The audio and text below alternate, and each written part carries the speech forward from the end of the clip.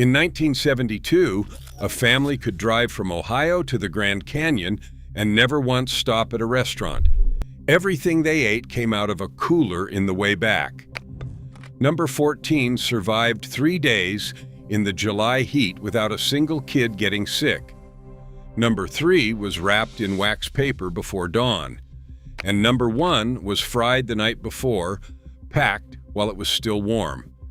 Hit that subscribe button and let us count down the 40 foods every American family packed for a 1970s road trip. Number 40, celery and carrot sticks. Every road trip cooler had one container nobody was excited about.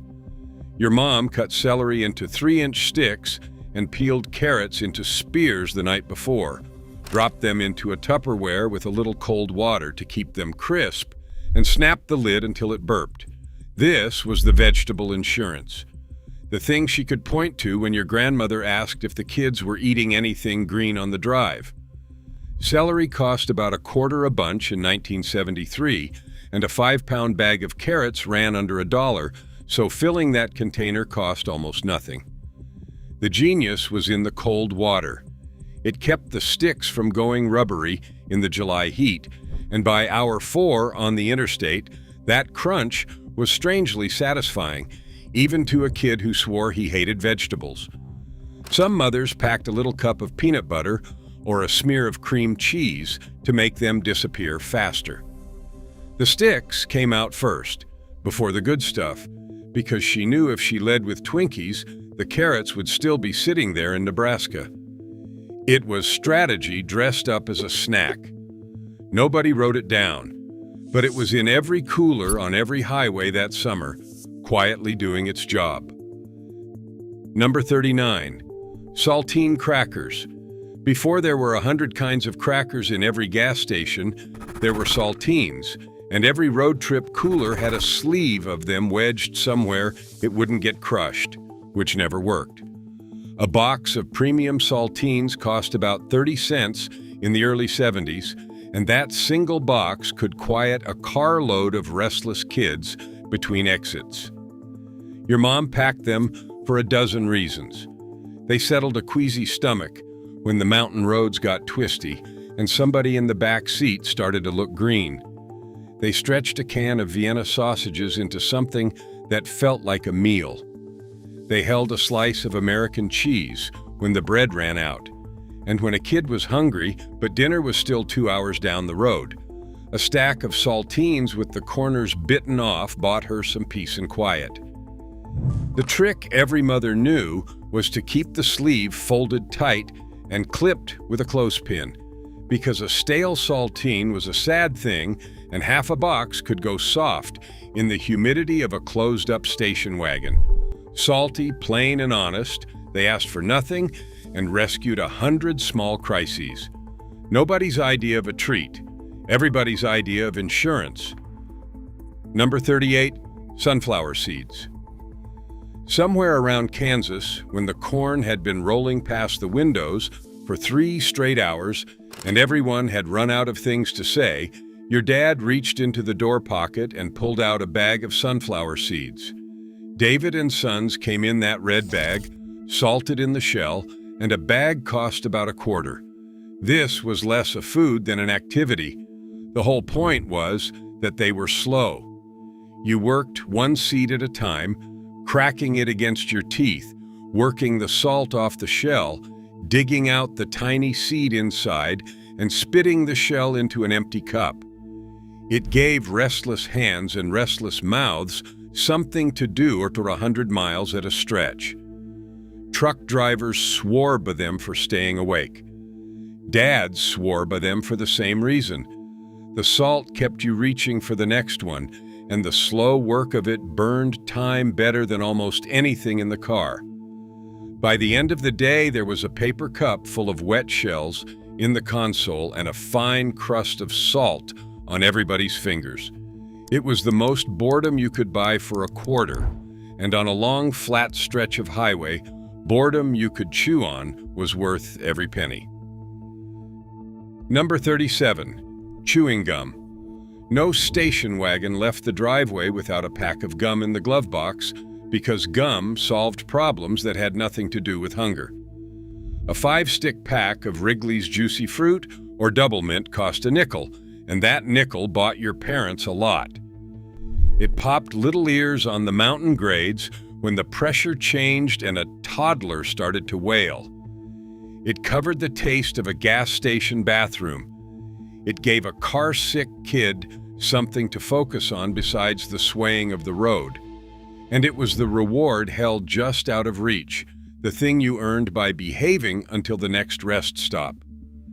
Juicy Fruit was the sweet one that lost its flavor in about 4 minutes, which is why you always wanted another.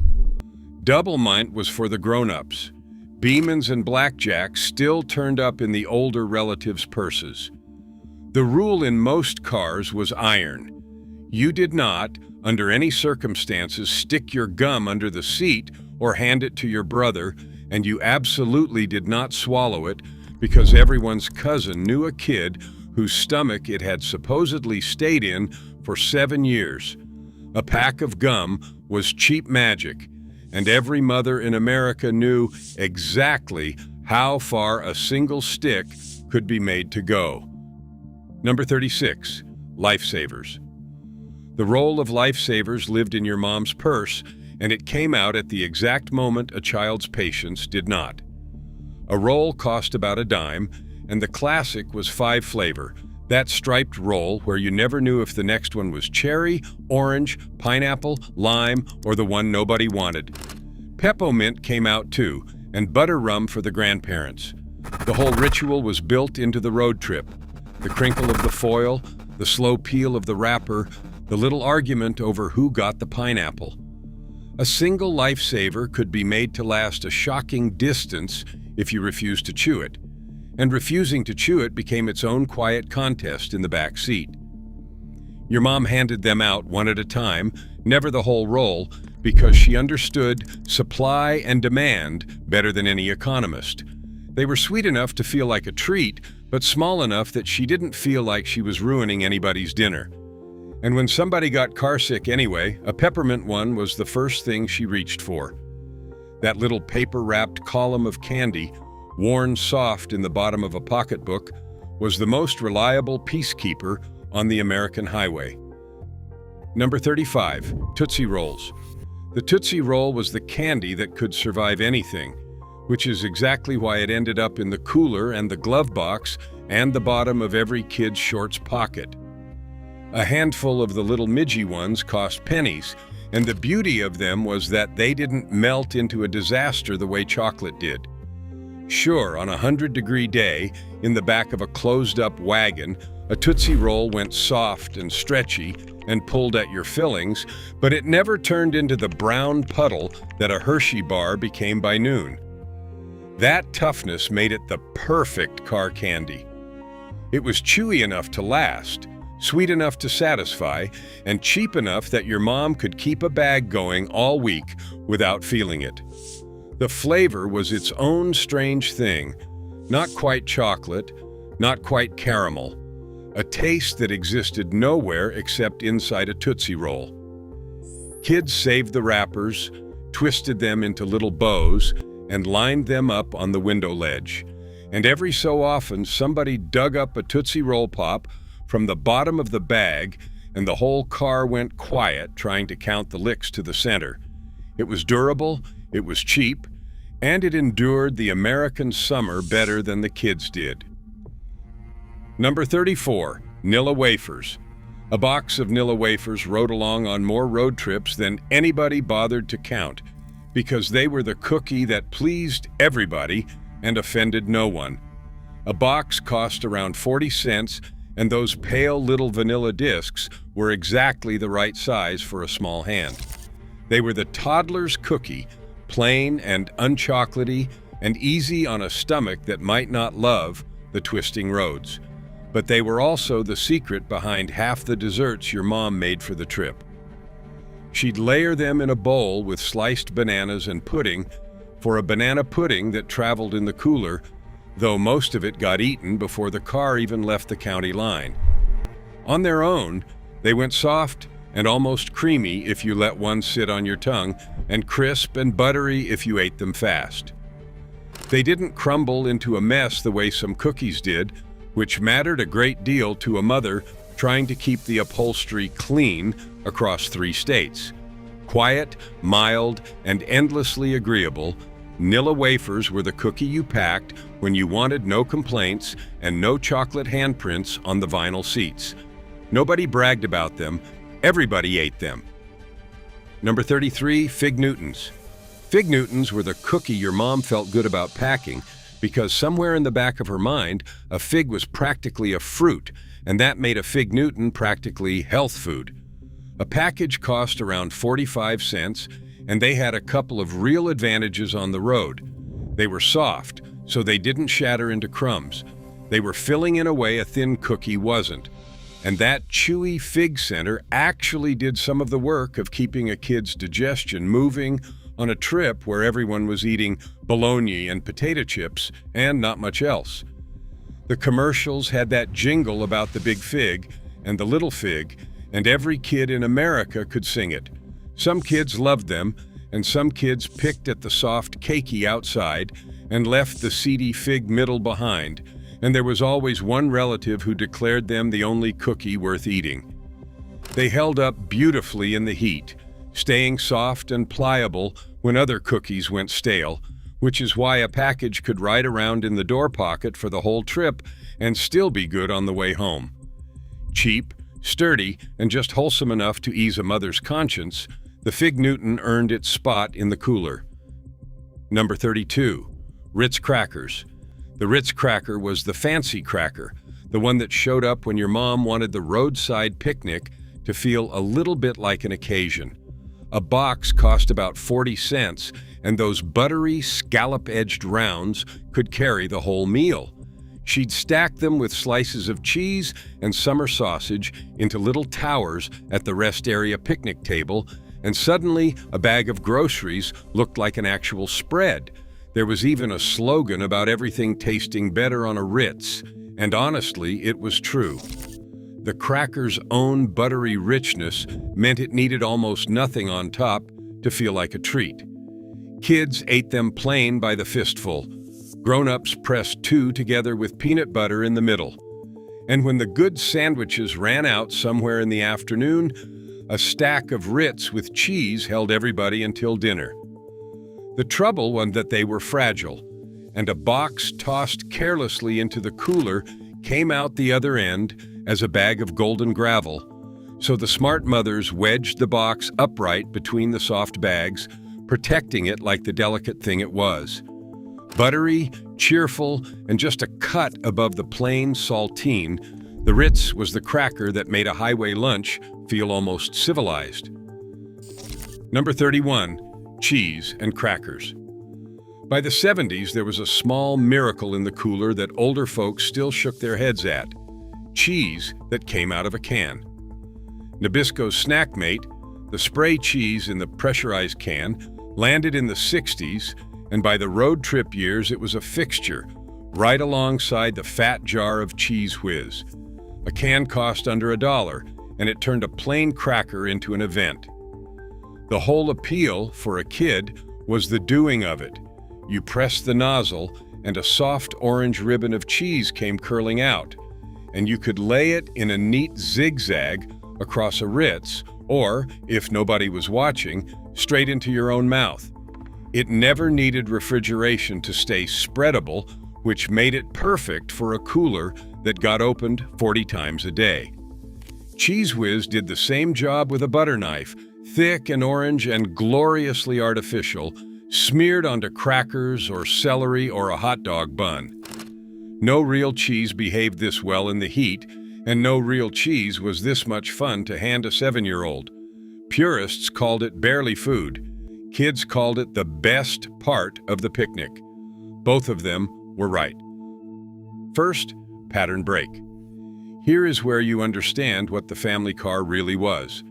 That wood-paneled station wagon, the Ford Country Squire, the Chevy Kingswood, the Plymouth Fury wagon, was not just transportation. It was a rolling kitchen, a rolling bedroom, and a rolling dining room, and the heart of it was the cooler. The big Coleman with the metal latch sat on the floor of the way back, and everything the family would eat for 3 days came out of it. There were no coolers with wheels. There was no ice you bought in a bag at every gas station. Your dad packed block ice from home because it lasted longer than cubes, and your mom arranged the whole thing like a puzzle, meat and eggs down against the ice, drinks wedged in the gaps, the crushable things on top. The kids rode in the way back with no seat belts, sprawled on a nest of blankets, close enough to that cooler to sneak into it, which is exactly why your mom kept the treats buried at the bottom. That cooler was rationed like a wartime supply depot. Whoever controlled the cooler controlled the car, and Mom always controlled the cooler. Number 30, Vienna sausages. Nothing said road trip lunch quite like the pop and hiss of a can of Vienna sausages being peeled open at a rest area picnic table. A can cost around $0.25, and inside were those little pale sausages packed in their soft jelly, ready to eat with no cooking, no heating, and no fuss. That was the whole point. On a trip where you couldn't fry anything, a food that came fully cooked in a can was a small miracle. Your dad ate them straight from the can with a pocket knife, spearing them one at a time. Kids ate them stacked on saltines. Some families dressed them up with a squirt of mustard, and there was always somebody who insisted they were better cold and somebody else who wrinkled their nose at the whole idea.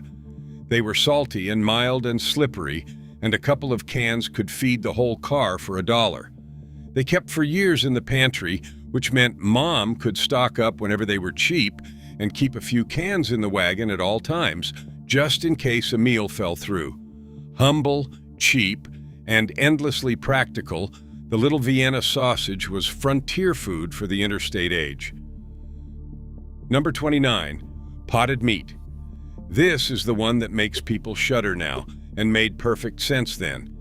That flat little can of potted meat cost about 15 cents, and it spread onto a cracker or a slice of white bread like a thick, salty paste. Nobody looked too closely at what was in it. The label said meat and left the rest to your imagination, but it did exactly what a depression-raised mother needed it to do. It was cheap protein that never spoiled, never needed a refrigerator, and stretched a long way. On a road trip where money was tight, a can of potted meat and a sleeve of saltines was a full lunch for a couple of kids, and it cost less than a candy bar.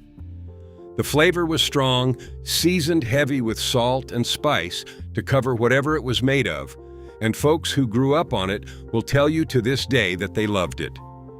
Your grandmother packed it because she remembered leaner times, and a food this cheap and this durable felt like security you could hold in your hand. Modern eaters call it unspeakable. The generation that drove those wagons called it lunch and cleaned the can. Number 28, sardines. Somewhere in the cooler, tucked where the kids wouldn't find them, was a flat tin of sardines that belonged entirely to Dad. A tin cost around $0.25, and it came with that little key welded to the bottom that you peeled off and used to roll the lid back. A small feat of engineering that fascinated every child who watched him do it. Packed in oil or mustard, those little fish were a complete meal in a can, protein, fat, and a punch of flavor that filled the car with a smell the kids either loved or loudly hated. Dad ate them straight, laid over saltines, maybe with a slice of raw onion if he was feeling fancy, at a picnic table while the rest of the family worked on their bologna. Sardines were cheap, they never spoiled, and they packed more nourishment per ounce than almost anything else in the cooler. For a working man on a long drive, a tin of sardines and a stack of crackers was a lunch that stuck to your ribs for a lot less than a diner would charge. The kids kept their distance. Dad wouldn't have shared anyway. Number 27, Spam sandwiches. Before the trip, sometimes the night before, Your mom fried up slices of Spam until the edges went crisp and brown and caramelized at the corners, then let them cool and built them into sandwiches on white bread with mustard or mayonnaise. A can of Spam cost around 50 cents, and it made enough sandwiches to feed the whole car. Wrapped in wax paper and packed cold in the cooler, a fried Spam sandwich held up for hours without turning to mush the way a lot of meat sandwiches did. That salty, faintly sweet slab of pork had a flavor kids genuinely loved, and it carried a little bit of history with it. The same can that fed soldiers in the war was now feeding families across the interstate. Some moms didn't even fry it, just laid a cold slice on bread and called it done, and that worked too. The fat in the Spam kept the sandwich from drying out, so it tasted nearly as good in the afternoon as it had that morning. Cheap, sturdy, and beloved in a way people are almost embarrassed to admit now, the Spam sandwich was road food built for the long haul, and it never once let a family down. Number 26, Slim Jims. The Slim Jim was Dad's snack and the kids' contraband, a spicy stick of smoked meat that lived in the glove box and the door pocket and never once needed to be kept cold. A single stick cost about a dime, and it did something nothing else in the car could do. It delivered real, savory, meaty flavor in a form that would survive a nuclear winter, let alone a July drive across Oklahoma. You tore the wrapper with your teeth, and out came that dark, greasy, peppery stick that was chewy and salty and just a little bit dangerous feeling for a kid. They were the anti-candy, the thing you reached for when you were tired of sweet and wanted something that tasted like a meal. Truckers ate them by the boxful. Dads bought them at every gas station, and a kid who talked his way into one felt like he'd gotten away with something. The smell was unmistakable, that smoky, spicy tang that filled the car the second the wrapper came off.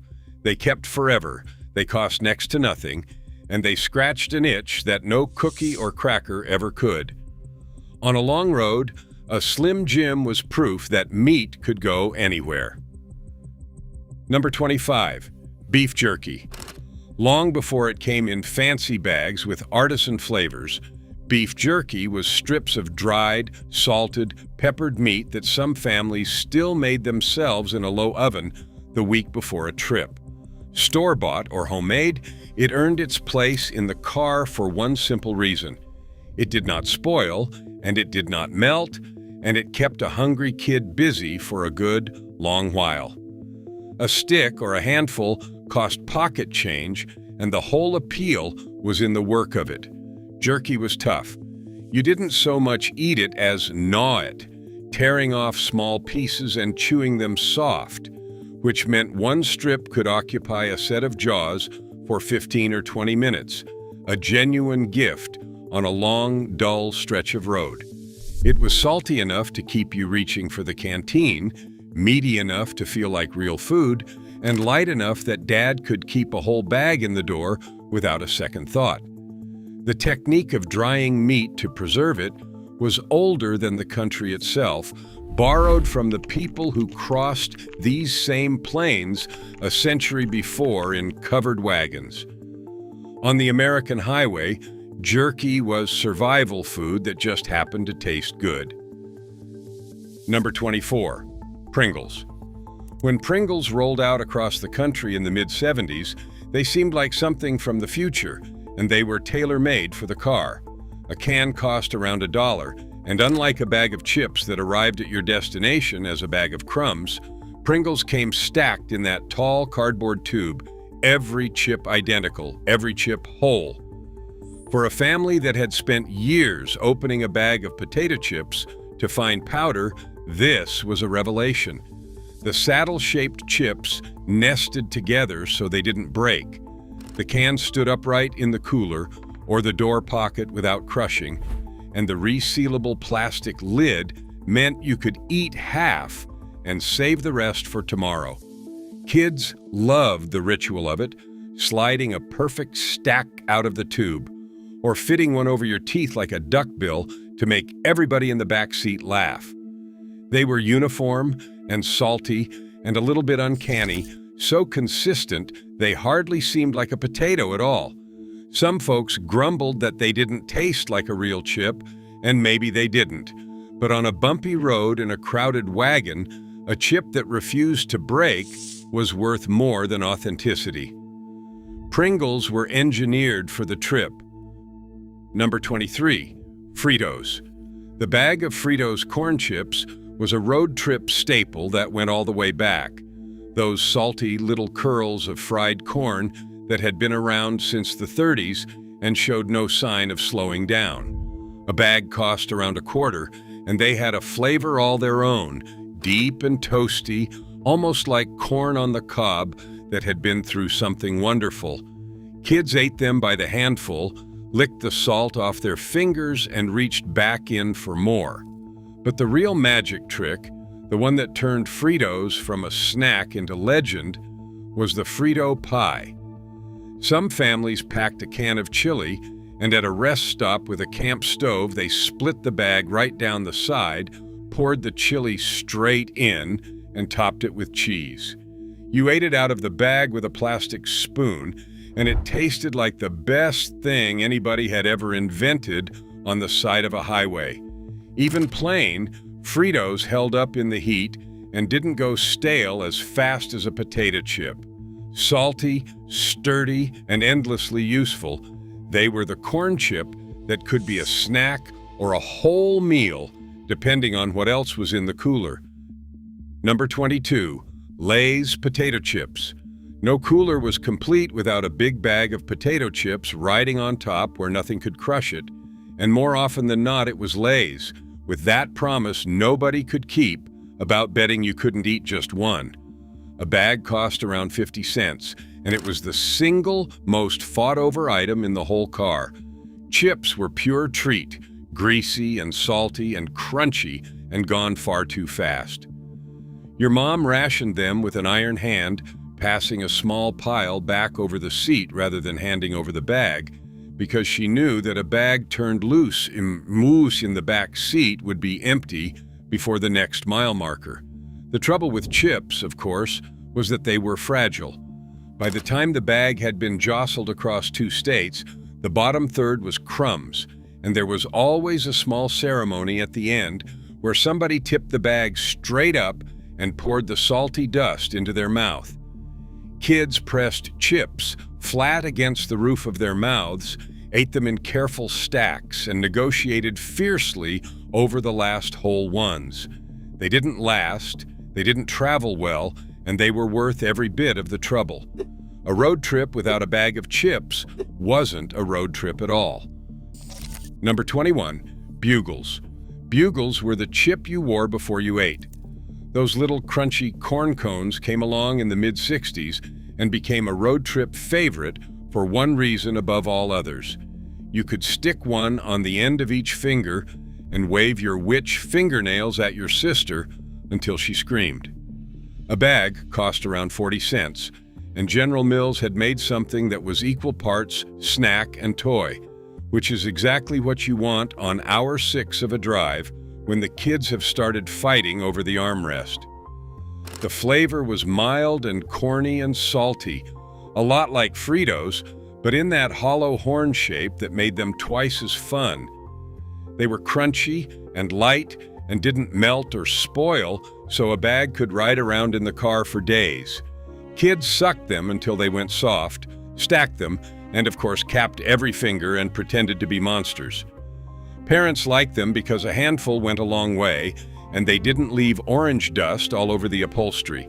It was rare for a snack to buy you both quiet and entertainment at the same time, but Bugles managed it, one crunchy little horn at a time. Second, pattern break. Here is the thing nobody tells you about why all this food was packed at all. In 1973, everything changed. The oil embargo hit, gas stations ran dry, lines stretched around the block, and the price of a fill-up doubled almost overnight. A family driving to see the Grand Canyon suddenly had to count every dollar, and the first place they counted it was the restaurant. Stopping a family of 5 at a Howard Johnson's 3 times a day could cost more than the motel. So the cooler wasn't just tradition, it was arithmetic. A whole day of road food out of that Coleman cost less than a single sit-down lunch for the family. There was another reason too, and it was the highways themselves. The interstate system had made it possible to drive 1,000 miles in 2 days, but it routed you around the towns and the diners, past nothing but on-ramps and rest stops for hours at a stretch. When there was nowhere to stop, you brought it with you. The packed cooler was America solving a problem it had just invented, and doing it with bologna and Kool-Aid instead of a credit card. Number 20, Chex Party Mix. This was the snack that came out of the oven the day before you left, filling the whole house with the smell of butter and Worcestershire and toasted cereal, and the whole point of it was that it traveled. Your mom mixed corn Chex and rice Chex and wheat Chex with pretzels and peanuts and whatever else was in the pantry, doused it in melted butter and Worcestershire sauce and garlic salt, and baked it low and slow, stirring every 15 minutes until every piece was crisp and glossy and impossibly good. A big batch cost only a couple of dollars in cereal and butter and made a grocery sack full, enough to snack on across a whole trip. Packed in a coffee can or a big Tupperware, it held up for days without going stale. The genius of it was the variety. Every handful was a little different. A pretzel here, a salty peanut there, a buttery square of cereal, so it never got boring the way a single snack did. Grown-ups loved it as much as the kids, which almost never happened. It was homemade, it was cheap, and it tasted like effort. And a kid reaching into that coffee can somewhere in Missouri knew his mom had been thinking about this trip long before they backed out of the driveway. Number 19, popcorn in a paper bag. Before microwave bags, before the movie theater buckets came home, your mom popped popcorn on the stove in a heavy pot the morning you left, shaking it over the burner until the lid rattled and the kitchen filled with that smell that means good things are coming. A jar of popcorn kernels cost almost nothing and made bowl after bowl, so she'd pop a giant batch, salt it, maybe drizzle it with melted butter, and pour it into brown paper grocery sacks rolled shut at the top. Those bags of popcorn rode in the way back and got passed around for hours. Popcorn was the perfect car snack in a lot of ways, light and filling and cheap and endlessly munchable, the kind of thing a kid could work on for 100 miles without ever quite finishing. It didn't melt, it didn't spoil, and a paper sack of it cost pennies to make.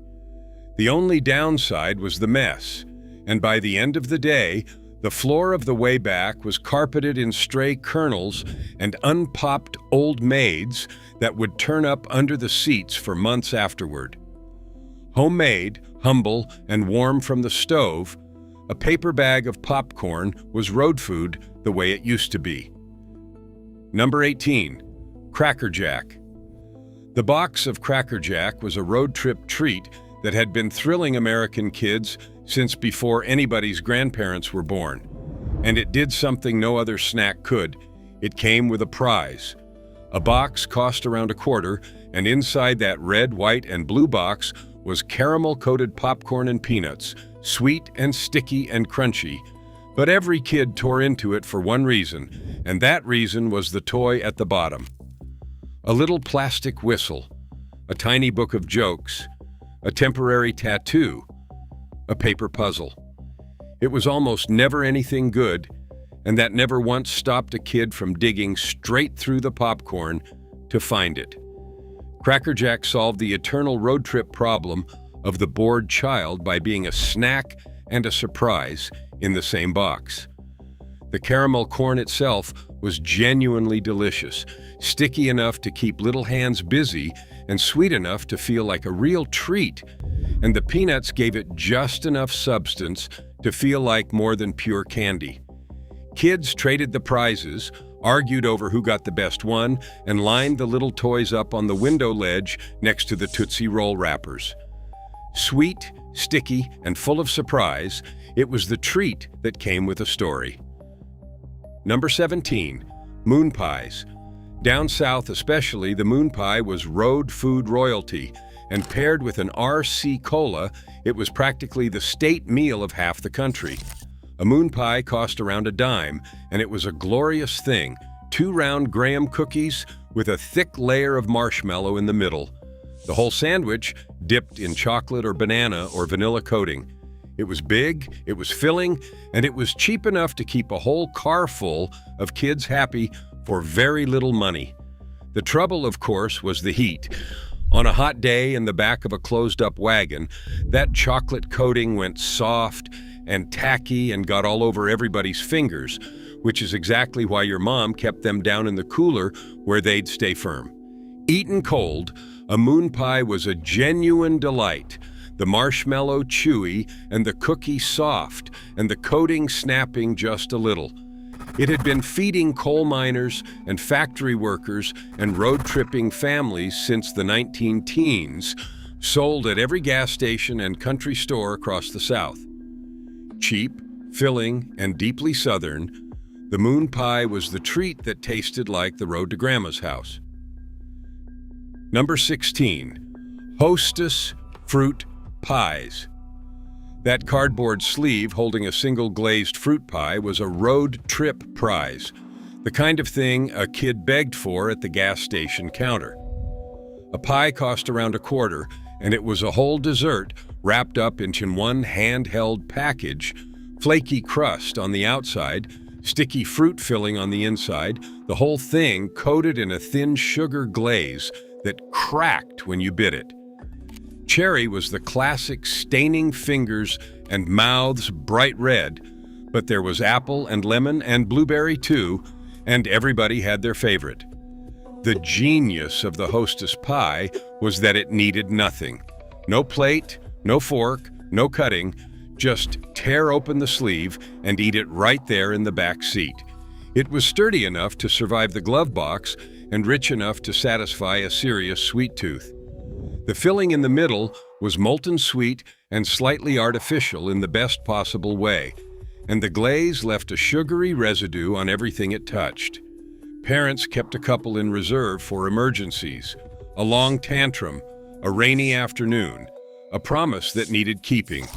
Cheap, portable, and gloriously sweet, the Hostess fruit pie was a full dessert you could hold in one fist at 70 miles an hour. Number 15. Twinkies. The Twinkie was the snack cake that seemed like it could survive the apocalypse, and that made it perfect for a trip where the food had to last. A box of 2 cost about $0.25, and inside each cellophane wrapper was that golden sponge cake with the cream filling that no kid could resist. Twinkies had a way of turning up in every lunchbox and every cooler in America, and the road trip was where they truly shined. They were soft and light and sweet. They didn't melt like chocolate, and they came individually wrapped so they didn't dry out or get squashed too badly on the way. Every kid had a method. Some bit off both ends and sucked the cream out first. Some peeled the cake apart to lick the filling from the middle. Some just ate the whole thing in 2 bites and asked for the second one. The cream inside wasn't cream at all, of course, and everybody knew it, and nobody cared even a little bit. There was a running joke that a Twinkie would outlast the cockroaches, and while that wasn't quite true, it did seem to hold up in a hot car better than anything so soft had any right to. Golden, sweet, and indestructible, the Twinkie was childhood in a wrapper. Number 14. Little Debbie oatmeal cream pies. When it came to keeping a car full of kids fed for cheap, no name did more heavy lifting than Little Debbie, and the oatmeal cream pie was the crown jewel. A whole box cost under $1 and held a dozen, which meant a mother could hand out a treat every single day of the trip, and barely dent the grocery budget. Each one was 2 soft, chewy oatmeal cookies with a swipe of white cream in the middle, sweet and spiced with cinnamon and just soft enough to feel homemade, even though it came out of a box off a truck. The whole Little Debbie line was built on this idea, real treats a working family could actually afford, and the smiling girl in the straw hat on the box was in pantries all over America. On the road, the individually wrapped pies survived the heat, survived the jostling, and survived a week in the cooler without complaint. Kids loved them, moms loved the price, and everybody loved that there were enough to go around without a fight. This was the snack cake that fed the family that was counting pennies, and it fed them well. Cheap, chewy, and comforting, the oatmeal cream pie was the little luxury anybody could reach. Number 13. Oreos. A bag of Oreos in the cooler was a small promise that the trip was going to be all right. A package cost around 45 cents, and that chocolate sandwich cookie with the white cream in the middle had been an American institution for half a century by the time these families hit the road. On a trip, the Oreo was pure treat, and every kid had a ritual. You twisted it apart. You scraped the cream off with your teeth, or you didn't. You dunked it in a cup of cold milk, poured from the thermos until it went soft and threatened to fall apart, and you raced to eat it before it did. The genius of the Oreo on the road was that it was sturdy enough to survive the journey and delicious enough to be worth saving for. Your mom kept the bag up front and rationed them like everything else, because a bag of Oreos turned loose in the back seat lasted about as long as a snowball in July. They left dark crumbs in the creases of the seats and a chocolate ring around every kid's mouth, and they were worth every smudge. Twist, lick, dunk, the whole country grew up doing it, and a lot of that growing up happened in the back of a moving car. Number 12. Apples. Somewhere in the cooler, in a bag your mom checked on more than any other, was a sack of apples, because the apple was the one snack she never felt one bit guilty about handing back over the seat. A bag cost under $1, and apples were the perfect road trip fruit. They came in their own wrapper, they didn't bruise as easily as most fruit, and they kept for the whole trip if you didn't crush them. Red Delicious was the one everybody pictured, deep red and shiny, though a tart green one was better if you could get it. The apple did quiet work on a long drive. It cleaned teeth, it settled a stomach, and it filled a kid up between the sugary snacks so nobody bounced off the ceiling of the wagon. The only trouble was the core, and there was always a debate about what to do with it. Out the window into a field, into an empty cup, or wrapped in a napkin until the next trash can. A cold apple out of the cooler on a hot afternoon was one of the genuine pleasures of the road, crisp and sweet and dripping, and your mom handed them out, knowing that for once she was giving her kids something good for them that they'd actually eat. Number 11. Oranges. The orange was the road trip fruit that came with a job to do, and that job was the whole appeal. A bag cost under $1, and an orange kept a restless kid busy for a good 10 minutes just getting into it, digging a thumbnail through the peel, working the rind off in pieces, pulling the sections apart one at a time. That was time, and time was the currency of the long drive. Oranges traveled beautifully, protected by their thick peel, staying good for the whole trip without any refrigeration at all, though a cold one out of the cooler on a hot day was something special. They were juicy and sweet and full of the vitamin C that kept a family healthy on a week of gas station food, and the smell of one being peeled filled the whole car with something bright and clean that cut right through the stale air of a closed-up wagon. The only cost was sticky fingers and a pile of peel that had to go somewhere, and a wise mother handed over a napkin along with the fruit. On a hot highway in the middle of nowhere, the smell of a fresh orange being opened in the back seat was the smell of the trip itself. Third pattern break. Here is what the food really meant, and it had almost nothing to do with hunger. Picture the back of that station wagon. No seatbelts, no screens, no phones, no headphones, nothing but each other and the road and whatever was in the cooler. The kids sprawled in the way back, facing out the rear window, waving at the truckers to honk their horns, playing the license plate game and counting cows and punching each other in the arm over a Volkswagen Beetle. And the food was how the day was measured. A snack marked the passing of the miles. The promise of a hostess pie at the next stop was how a parent bought another hour of peace. The whole trip ran on a rhythm of small rewards handed back over the seat, and every one of them was a tiny event in a day with no other events. That was the real function of all this food. It wasn't nutrition, and it wasn't even really about being hungry. It was about breaking 1,000 miles of boredom into pieces small enough for a child to swallow, one lifesaver and one apple and one Kool-Aid at a time. The cooler was how a family survived each other for 3 days in a steel box, doing 70. Number 10, bananas. The banana was the fruit that had to be eaten first, and every mother knew it, which is why she packed a hand of them right on top where she could keep an eye on them.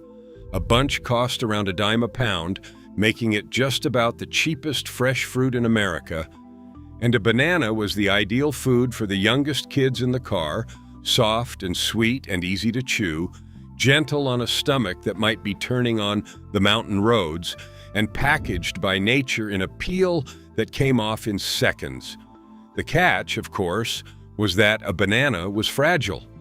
Left loose in the cooler, it turned to brown mush by lunch, and one forgotten banana could perfume the whole way back with that heavy, sweet, overripe smell. So the bananas got eaten early and eaten fast, usually the first morning, before the heat and the jostling could do their damage. A ripe banana and a glass of cold milk was breakfast in a moving car for a lot of American kids. And when one did go too far, your thrifty mom didn't throw it out. She saved it for banana bread when you got home, because in those wagons, nothing that could still be used ever hit the trash. Number 9, Tang. Tang wasn't just a drink, it was the future in a jar. The orange powder that the astronauts drank, and every kid in America wanted it for exactly that reason. A jar cost around $1 and made quarts and quarts, which is what sold it to the mothers even more than the space program sold it to the kids. You spooned that bright orange powder into a jug of cold water, stirred until it dissolved, and poured out something sweet and tangy and unnaturally, gloriously orange. It tasted only a little like an actual orange, and that was somehow part of the appeal. NASA had carried it on the Gemini flights, and the commercials never let you forget it. So a kid drinking Tang at a rest area picnic table felt like he was part of something bigger than a station wagon. For your mom, it was practical magic. No bottles to keep cold, no cans to haul, just a light jar of powder that made gallons of drink for pennies a glass. It didn't spoil, it didn't spill until it was mixed, and it turned plain water into a treat the kids actually wanted. Sweet, orange, and beamed straight out of the space age, Tang was the taste of the American future, mixed up in the back of a Ford. Number 8, Kool-Aid in the thermos jug. Nothing quenched a road trip thirst like Kool-Aid, and no drink stretched a family's money further. A packet cost a nickel, sometimes 2 for a dime, and that little envelope of powder, plus a cup of sugar, made 2 full quarts of the sweetest, most vividly colored drink a child could imagine. Cherry stained your lips red, grape turned your tongue purple, and the flavor, called simply orange, tasted like nothing found in nature and was beloved anyway. Your mom mixed up a big batch the morning you left, poured it into that tall plaid thermos jug with the cup that screwed on top for a lid, and packed it where the kids could reach it. All day long, at every rest stop, out came the jug and around went the cup, everybody drinking from the same one because that's just how it was done. Kool-Aid was cheap enough that a mother of 6 never had to say no to another glass, and sweet enough that saying yes made her a hero. The smiling pitcher man was on television busting through walls, and his drink was in every cooler on every highway in the country. A nickel a packet, a jug in the way back, and a car full of kids with matching stained smiles. Number 7, bottles of Popee. For the grown-ups and for the kids on a truly special day, there was pop, real soda, in glass bottles, packed down in the ice, where it would come out so cold it hurt your teeth. A bottle cost around a dime, and in most of the country outside the big Coke and Pepsi towns, it was the regional brands that filled the cooler. RC Cola, Nehi in grape and orange and peach, Dr. Pepper down south, Fanta, maybe a Fresca or a Tab for a dieting aunt. The whole ceremony of it was part of the pleasure. Fishing a dripping bottle out of the ice, popping the cap on the church key that hung by the cooler, and taking that first cold, fizzy, sugary pull on a blazing afternoon. Pop was a treat, not a staple, rationed even more tightly than the chips, because a case of it wasn't cheap, and glass bottles were heavy, and there were only so many in the cooler.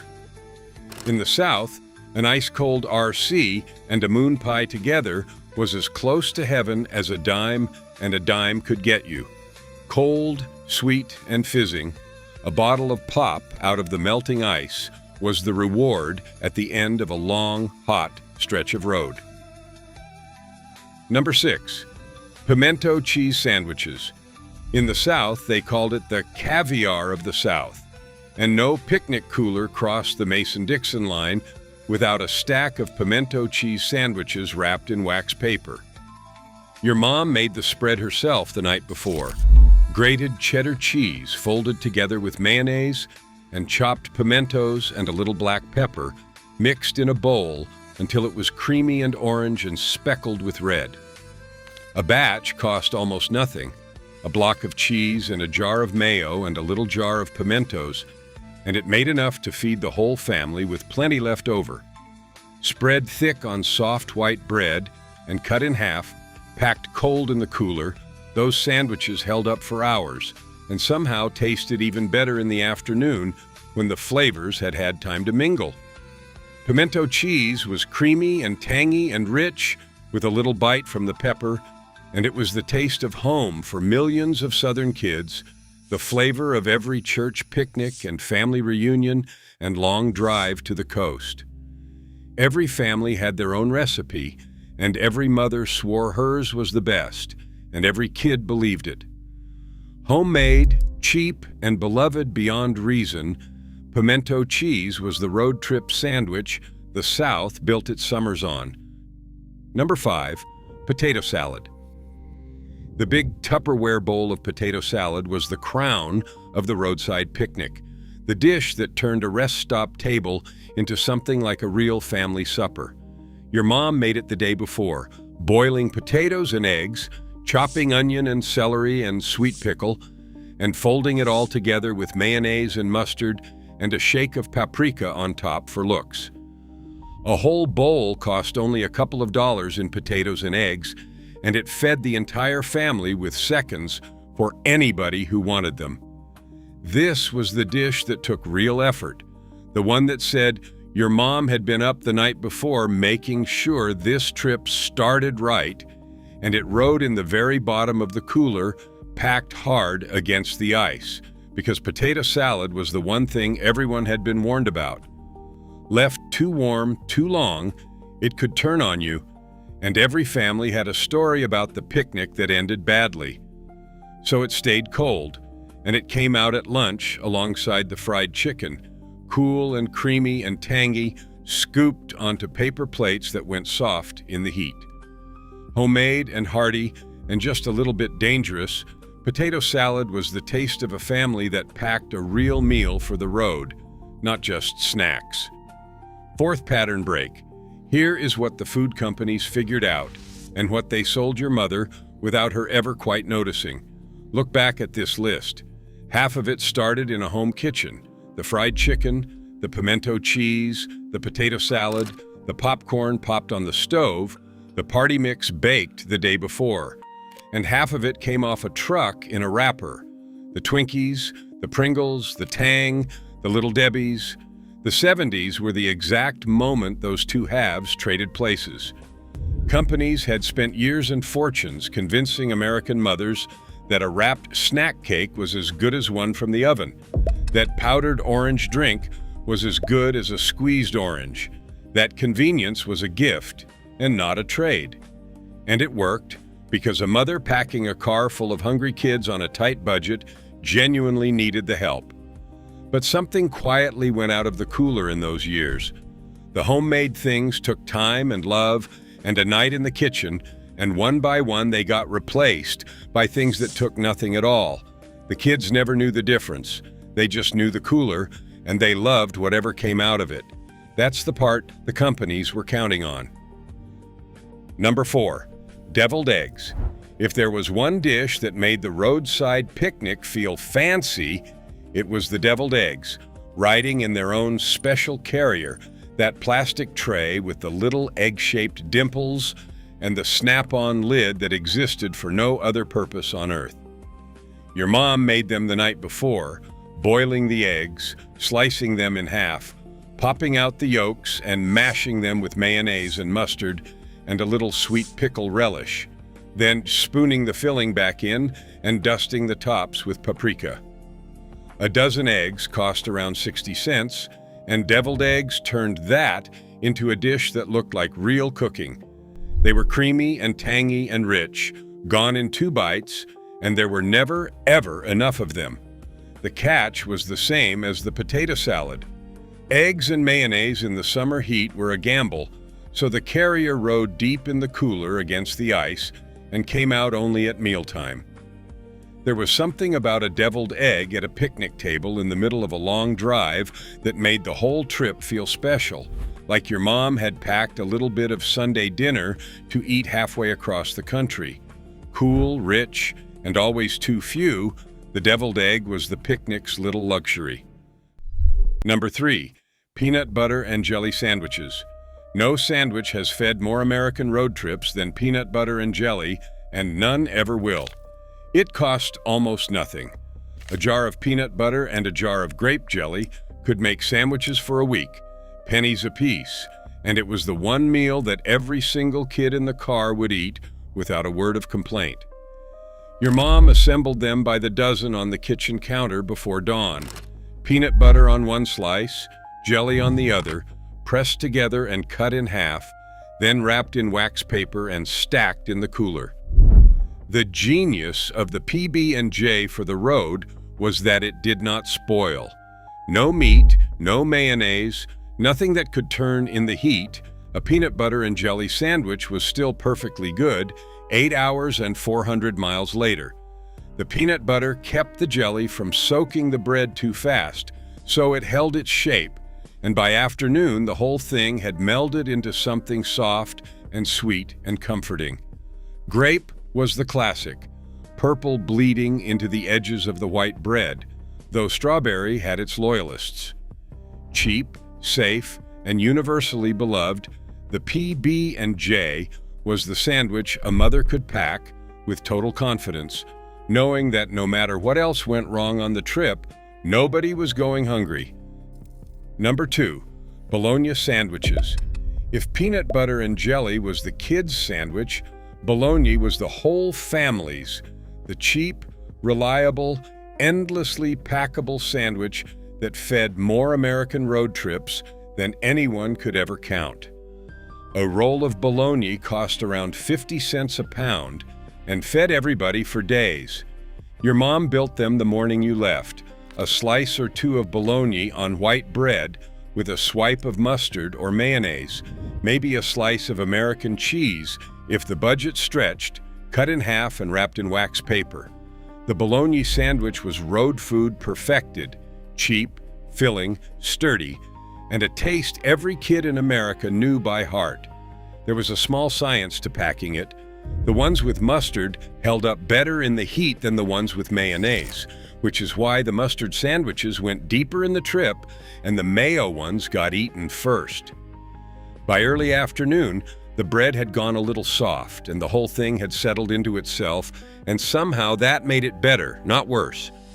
It was the flavor of 1,000 rest area picnic tables, 1,000 blankets spread on the grass, 1,000 families sitting together in the shade halfway to somewhere.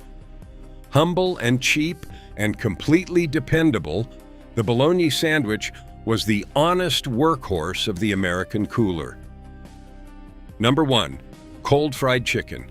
At the very top of every cooler, wrapped in wax paper and foil and packed with a care that bordered on reverence, was the cold fried chicken, the single most beloved road trip food America ever packed. Your mom fried it the night before you left, standing over a spitting cast iron skillet in the evening heat, dredging the pieces in seasoned flour and frying them golden and crisp while the kids were supposed to be sleeping and weren't. A whole chicken cost a couple of dollars and fed the entire family with pieces left over for the next day. And here was the secret that made it the greatest road food of them all. Fried chicken was better cold. Something happened overnight in the cooler. The crust set up crisp and firm, the meat went cool and juicy, and by the time the family spread a blanket at a roadside table somewhere the next afternoon, that chicken had become something almost magical, a picnic centerpiece that tasted like every good thing about being an American family in the summertime. There were no plates needed and no forks. You ate it with your hands, a drumstick in one fist, the grease on your fingers, the breeze moving through the trees at a rest stop a long way from home. It carried the whole weight of the trip in it, a mother up late frying, a family gathered on the grass, the shared table in the middle of a journey. Nothing else in the cooler came close. When people remember the road trips of the 70s, when they close their eyes and try to taste their childhood, this is the thing they taste. Cold fried chicken was the heart of the American road trip, and it always will be. Here's my challenge. This summer, before your next long drive, pack the cooler the old way. Fry the chicken the night before. Make the pimento cheese from scratch. Mix up a jug of Kool-Aid and bury a few glass bottles of pop down in the ice.